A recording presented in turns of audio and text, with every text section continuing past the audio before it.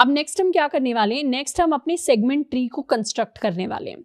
मेरे segment tree में अगर मेरे एरे का साइज n है तो मेरे सेगमेंट ट्री का साइज क्या होगा, मेरे सेगमेंट ट्री का साइज 4 × n के बराबर होगा। इसको मैं स्टैब्लिश कर चुके हैं।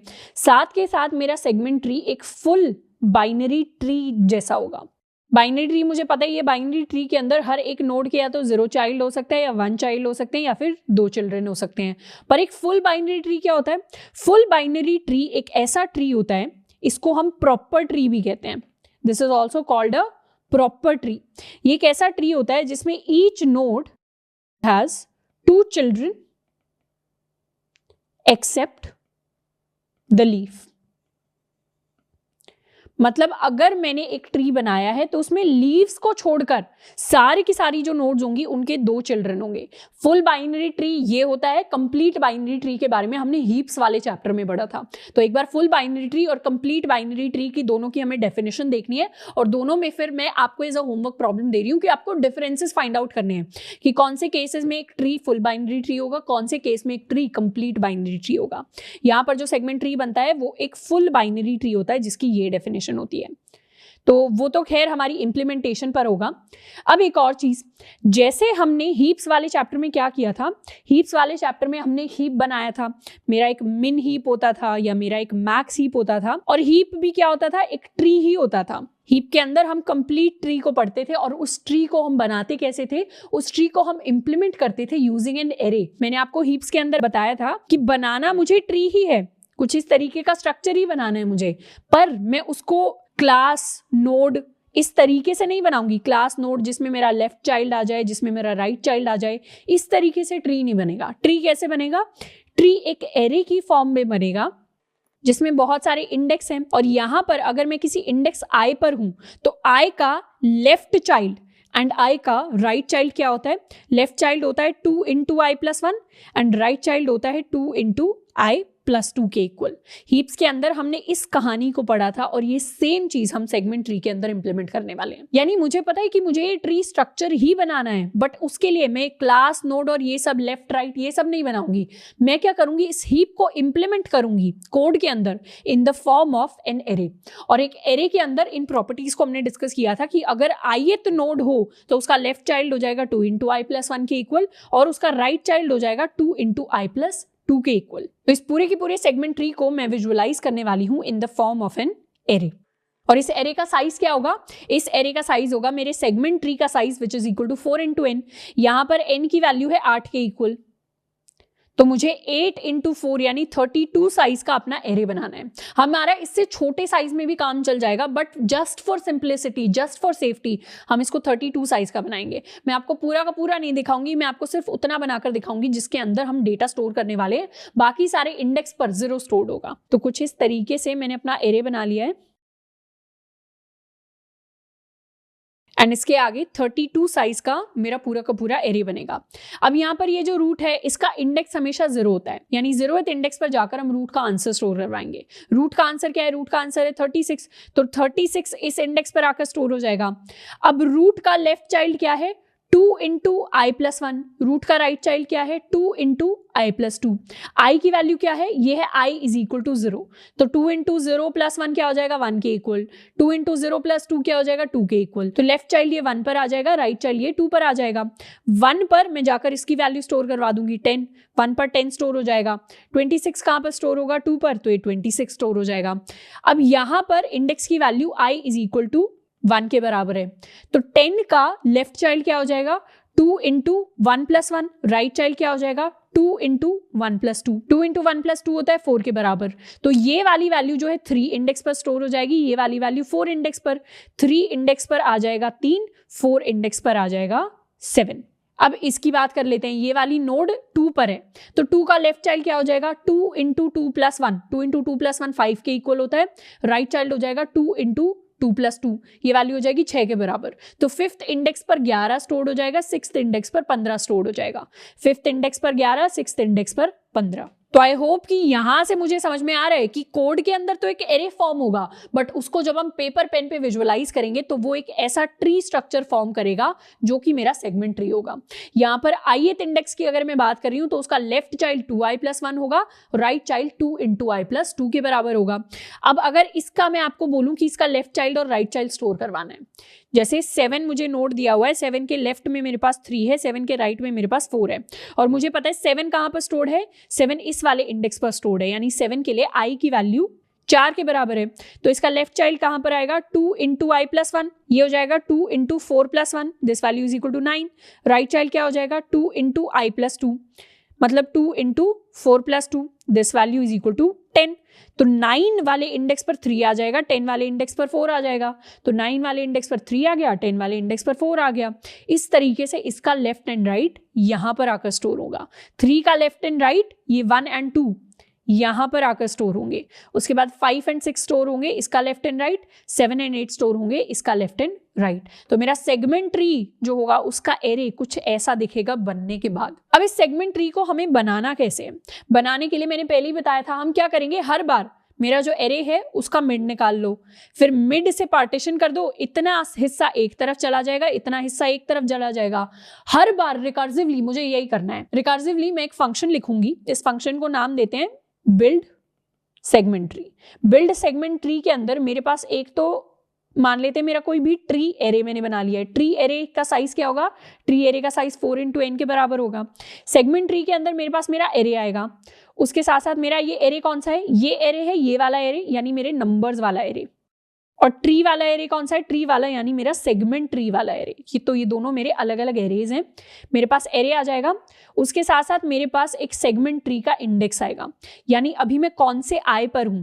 अभी आई शुरुआत में आई की वैल्यू 0 होगी यानी मेरा रूट नोड, उसके बाद आई की वैल्यू 1 के बराबर होगी यानी मेरा लेफ्ट चाइल्ड। तो जो ये STI होगा ये मेरे सेगमेंट ट्री का इंडेक्स होगा। एंड इसके साथ साथ मैं अपना एक स्टार्ट एंड अपना एक एंड पास करूंगी। हर बार मुझे अपने मिड निकालना है। मिड क्या हो जाता है, मिड हो जाता है start plus and divided by 2 के बराबर। फिर मैं रिकर्सिवली ट्री को बिल्ड करूंगी। सेगमेंट ट्री पहले लेफ्ट हाफ बिल्ड कर लेंगे, यानी यहाँ पर खड़े हैं तो पहले इस ट्री को बिल्ड करने के लिए कॉल जाएगी। इस ट्री की कॉल में मैं पास करूंगी अपना एरे। इस बार लेफ्ट चाइल्ड क्या हो जाएगा, 2 × i+1, तो यहाँ पर मैं पास कर दूंगी 2 × सेगमेंट ट्री i+1।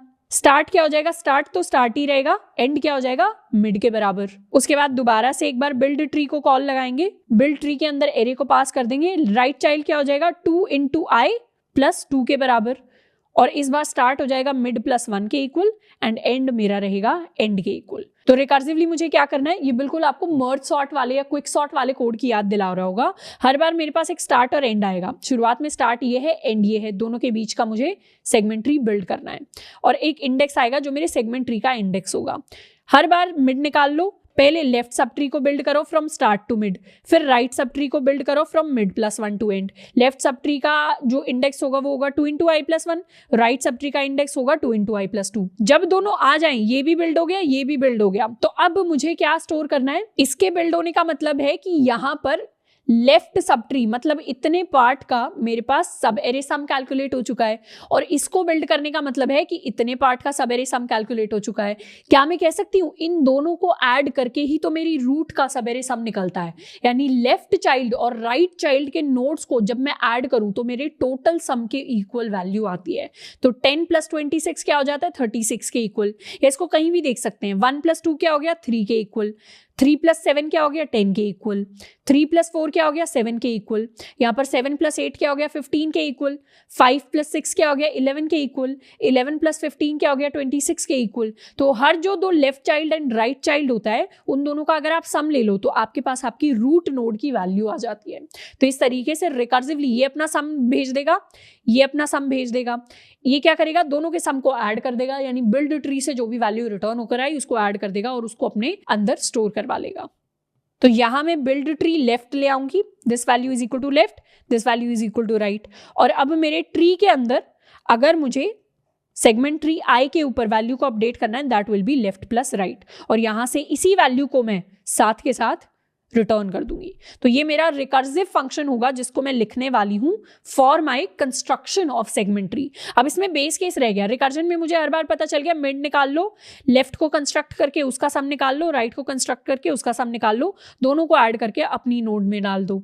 अब यहाँ पर बेस केस ये होगा, छोटा छोटा होते होते ये वो वाले लास्ट लीफ वाले कौन से नोड्स हैं, ये वो नोड्स हैं जिसमें आई की वैल्यू हमेशा जे के बराबर हो जाती है। मतलब ये वैल्यू 0 से लेकर 0 तक है, ये 1 से लेकर 1, ये 2 से लेकर 2, 3 से लेकर 3, 4 से लेकर 4, 5 से लेकर 5, 6 से लेकर 6, 7 से लेकर 7। तो क्या मैं कह सकती हूँ यहाँ हर बार स्टार्ट एंड के इक्वल हो जाता है। शुरुआत में स्टार्ट 0 है, एंड 7 है, फिर स्टार्ट 0 और 3 हो गया, फिर स्टार्ट 0 और एंड 1 हो गया। जैसे ही स्टार्ट की वैल्यू एंड के इक्वल हो वैसे ही मतलब मैं लीफ नोड पर पहुंच गई। अगर स्टार्ट की वैल्यू एंड के इक्वल हो जाती है, इस बेस केस को हम यहां पर लिखेंगे, अगर स्टार्ट की वैल्यू एंड के इक्वल हो जाती है तो उस केस में क्या करना है, उस केस में मुझे पता है कि जो नंबर होगा एरे ऑफ स्टार्ट में, मतलब यहाँ पर एरे ऑफ 0 में जो नंबर होगा वही कहाँ पर आएगा, वही मेरे सेगमेंट ट्री के नोड में आएगा। वही मेरे नोड में आ गया। मेरा नोड क्या है, मेरा नोड है सेगमेंट ट्री इंडेक्स के बराबर। तो ये जो वैल्यूज आई हैं ये सारे के सारे मेरे लीव्स हैं या सारे के सारे मेरे बेस केस है। तो मैं कह सकती हूँ कि my tree of segment tree index is equal to my array of start. ये हो गया है मेरा बेस केस मेरे सेगमेंट ट्री वाले सवाल में। अब अभी हो सकता है कि बहुत सारी इंफॉर्मेशन हमने एक साथ ले लिया सेगमेंट ट्री के बारे में, पर एक बार हम कोड लिख लेंगे ना तो हमारे लिए चीजें बहुत ज्यादा आसान हो जाएगी, क्योंकि ये जो सेगमेंट ट्री का कोड है, कॉन्सेप्ट है, बिल्कुल भी मुश्किल नहीं है, दोनों चीजें बहुत आसान है। बस इसको एक बार हमने समझ लिया ना तो काफी क्लियरली हमें पूरी पिक्चर दिखाई देगी। तो हम क्या करने वाले हैं, इस सूडो कोड को एक बार हम जावा कोड में कन्वर्ट करके देखते हैं। ये मेरा मेन फंक्शन है जिसके अंदर मुझे मेरा एरे दिया हुआ है और अपने एरे की लेंथ दी हुई है। सबसे पहले तो मैं क्या करूंगी, इंट ट्री बनाऊंगी। ये ट्री क्या है, ये मेरा सेगमेंट ट्री है। इंट ट्री या इसको स्टैटिक इंट ले लेती हूँ ताकि हर बार पैरामीटर में इसको पास ना करना पड़े मुझे फंक्शन में। और एक फंक्शन बना लेती हूँ, इसको मैं इनिशियलाइज नाम दूंगी, पब्लिक स्टैटिक वॉइड। इसको मैं इनिशियलाइज आप पूरा भी लिख सकते हैं, यानी इनिशियलाइज पूरा भी लिख सकते हैं, नहीं तो मैंने सिर्फ इनिट लिखा है। इनिट के अंदर मेरे पास n आएगा और मुझे क्या करना है, अपने ट्री को इनिशियलाइज करना है। तो मेरा जो ट्री होगा वो हो जाएगा new int of 4 into n, यानी मैंने कुछ एक्स्ट्रा स्पेस ले लिया है सिर्फ सेफ्टी पर्पस के लिए। तो ये मैंने अपने ट्री को इनिशियलाइज कर दिया, मतलब उसको कुछ मेमोरी दे दी है। अब मैं अपना कोड लिखने वाली हूं to build my segment tree. इसको मैं नाम दूंगी पब्लिक स्टैटिक वॉइड या इंट, इसका रिटर्न टाइप रखेंगे build segment tree. Build segment tree के अंदर मेरे पास मेरा एरे आएगा। शुरुआत में मेरे पास सेगमेंट ट्री का इंडेक्स आएगा, एक मेरे पास स्टार्ट आएगा एंड एक मेरे पास एंड आएगा। सबसे पहले तो बेस केस लिख लेते हैं। अगर मेरे स्टार्ट की वैल्यू एंड की वैल्यू के इक्वल है, इसका मतलब ट्री में सेगमेंट ट्री इंडेक्स पर मैं असाइन करने वाली हूं एरे ऑफ स्टार्ट को, एंड यहां से रिटर्न कर दूंगी एरे ऑफ स्टार्ट को। ये मेरे सारे के सारे लीफ नोड्स यहाँ पर बन रहे हैं बेस केस में। लीफ नोड कब बनेंगे, जब मेरे स्टार्ट की वैल्यू एंड की वैल्यू के इक्वल होगी। सेगमेंट ट्री के अंदर इंडेक्स आई पर जाकर मुझे एरे ऑफ स्टार्ट पर, या स्टार्ट भी एंड के इक्वल है, इसको आप एरे ऑफ एंड भी लिख सकते हैं, जो भी मेरा सिंगल एलिमेंट होगा उसी को मैं अपने सेगमेंट ट्री के अंदर लिख दूंगी और उसी को मैं यहाँ से रिटर्न कर दूंगी। बाकी सारे केसेस में क्या करना है, बाकी सारे केसेस में पहले मिड निकालना है। Mid will be start plus and divided by 2 के बराबर। मिड निकाल लिया, अब उसके बाद सबसे पहले लेफ्ट सब ट्री को बिल्ड कर लो, फिर राइट सब ट्री को बिल्ड कर लो। लेफ्ट सब ट्री को बिल्ड किया तो मैं कॉल कर दूंगी build segment tree. Build segment tree के अंदर एरे पास कर दूंगी। इस बार इंडेक्स क्या हो जाएगा, इंडेक्स हो जाएगा 2 into segment tree index plus 1 के इक्वल। तो वही सेम चीज हम यहाँ पर पास करेंगे, this is 2 into I plus 1। Start क्या होगा, स्टार्ट ही रहेगा लेफ्ट के लिए, एंड हो जाएगा मिड के इक्वल। तो ये मैंने बिल्ड कर लिया अपना लेफ्ट सब ट्री। ये मैंने लेफ्ट सब ट्री की कॉल लगाई, उसको बिल्ड कर लिया और उसने अपना लेफ्ट कुछ रिटर्न किया होगा, या इस रिटर्न को मुझे स्टोर कराने की भी जरूरत नहीं है। इसको इसलिए स्टोर कराने की जरूरत नहीं है क्योंकि चेंजेस कहाँ हो रहे हैं, चेंजेस तो ट्री में हो रहे हैं। तो 2 इंटू आई प्लस 1 मतलब इस वाले इंडेक्स की वैल्यू ऑलरेडी अपडेट हो चुकी होगी, तो इसको मैं डायरेक्टली एक्सेस कर सकती हूँ। रिटर्न वैल्यू को स्टोर कराने की भी जरूरत नहीं है। ऐसे ही मैं अपना राइट सब ट्री बिल्ड कर लूंगी। बिल्ड सेगमेंट ट्री, इसके अंदर एरे पास कर दूंगी। राइट का इंडेक्स हो जाएगा 2 into segment tree index plus 2 के इक्वल। इस बार स्टार्ट हो जाएगा मिड प्लस 1 और एंड रहेगा एंड ही। तो ये हो जाएगा मेरा राइट सब ट्री की कॉल, राइट सब ट्री जिसमें इंडेक्स गया है 2 × i + 2 के इक्वल। लेफ्ट सब ट्री को बिल्ड कर लिया, राइट सब ट्री को बिल्ड कर लिया। अब अपनी नोड को देख लेते हैं। मेरी नोड क्या होता है, लेफ्ट सब ट्री का सम प्लस राइट सब ट्री वाली नोड का सम। सब ट्री नहीं, मेरे लेफ्ट चाइल्ड का सम प्लस मेरे राइट चाइल्ड का सम, दोनों को मैं ऐड कर दूंगी तो मेरी नोड का सम आ जाएगा। तो यहाँ पर मेरी नोड क्या है, करंट नोड है STI के इक्वल। तो यहाँ पर ट्री को ऑफ STI, इनफैक्ट इसको मैं I ही ले लेती हूं। अगर मैंने इसको I ले लिया हर जगह, I यानी मेरे सेगमेंट ट्री का ith इंडेक्स, तो ट्री ऑफ I की वैल्यू इक्वल हो जाएगी tree of 2 × i + 1 plus tree of 2 × i + 2 के इक्वल। और यहां से मैं चाहूं तो रिटर्न कर सकती हूं, वैसे रिटर्न करने की जरूरत नहीं है, पर आप चाहते हैं तो रिटर्न कर सकते हैं अपना ट्री ऑफ I। तो ये मेरा पूरा बिल्ड सेगमेंट ट्री का कोड कंप्लीट हो गया है, जिसके अंदर हर बार क्या हुआ, ये तो मेरा बेस केस हो गया लीफ वाला, जिसमें हर बार एरे ऑफ स्टार्ट की value he tree of I में स्टोर हो जाएगी। बट अगर ऐसा नहीं होता तो मिड निकाल लो, पहले लेफ्ट सब ट्री बिल्ड कर लो स्टार्ट से लेकर मिड तक, फिर राइट सब ट्री बिल्ड कर लो मिड +1 से लेकर एंड तक, और उसके बाद हर एक इंडेक्स की वैल्यू हो जाएगी left value plus my right value, और हर बार इसी वैल्यू को मैं रिटर्न कर दूंगी। इसको एक बार सेव करते हैं और मेन फंक्शन से क्या करेंगे, मेन फंक्शन से एक तो इनिट को कॉल लगाएंगे फॉर माई n, उसके बाद बिल्ड सेगमेंट ट्री को कॉल लगाएंगे फॉर माई एरे।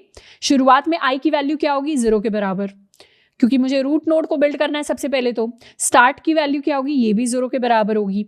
एंड की वैल्यू क्या होगी, एंड की वैल्यू n-1 के बराबर होगी, क्योंकि मुझे 0 से लेकर 7 तक अपनी रूट नोड के अंदर वैल्यूज को बिल्ड करना है। इसको कर लेते हैं सेव। सेव करने के बाद मैं प्रिंट करवाने वाली हूं अपने ट्री को, tree.length i++, हर बार मैं प्रिंट करवा दूंगी ट्री ऑफ I को। इसको करते हैं सेव एंड एक बार रन।